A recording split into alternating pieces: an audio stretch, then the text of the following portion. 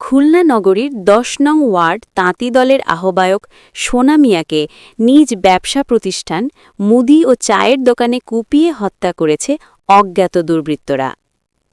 আপনারা দেখছেন নিজস্ব প্রতিনিধির পাঠানো ভিডিও চিত্রে বিস্তারিত। খুলনার খালিশপুর থানার নয়াবাটি এলাকায় তাঁতি দলের ১০ নম্বর ওয়ার্ডের আহ্বায়ক সোনা মিয়াকে কুপিয়ে হত্যা করেছে দুর্বৃত্তরা।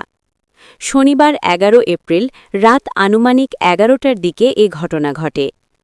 স্থানীয় সূত্রে জানা যায়, সোনা মিয়া নিজ ব্যবসা প্রতিষ্ঠান একটি চায়ের দোকানে অবস্থান করছিলেন। এ সময় মোটরসাইকেলে করে ৩ জন দুর্বৃত্ত এসে দোকানের ভেতরে ঢুকে ধারালো অস্ত্র দিয়ে তাকে এলোপাথাড়ি কুপিয়ে জখম করে। প্রাণ বাঁচাতে গুরুতর আহত অবস্থায় তিনি সেখান থেকে দৌড়ে পাশের একটি বাসায় আশ্রয় নেন। তবে সেখানেও হামলাকারীরা তাকে অনুসরণ করে আবারও কুপিয়ে গুরুতর জখম করে। প্রত্যক্ষদর্শীরা জানান, হামলাকারীদের মধ্যে ২ জন মাস্ক পরা ছিল এবং অপরজন হেলমেট পরিহিত অবস্থায় ছিল। তারা ধারালো অস্ত্র ব্যবহার করে দ্রুত ঘটনাস্থল ত্যাগ করে।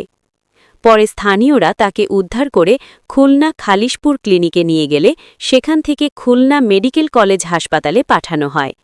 সেখানে কর্তব্যরত চিকিৎসক তাকে মৃত ঘোষণা করেন। নিহত সোনা মিয়া স্থানীয়ভাবে একজন চা দোকানি হিসেবে পরিচিত ছিলেন এবং একই সঙ্গে তিনি ১০ নম্বর ওয়ার্ড তাঁতি দলের আহ্বায়কের দায়িত্বে ছিলেন। হত্যাকাণ্ডের সুনির্দিষ্ট কারণ এখনও জানা যায়নি, তবে স্থানীয়দের ধারণা রাজনৈতিক বিরোধের জের ধরে এ হত্যাকাণ্ড ঘটতে পারে।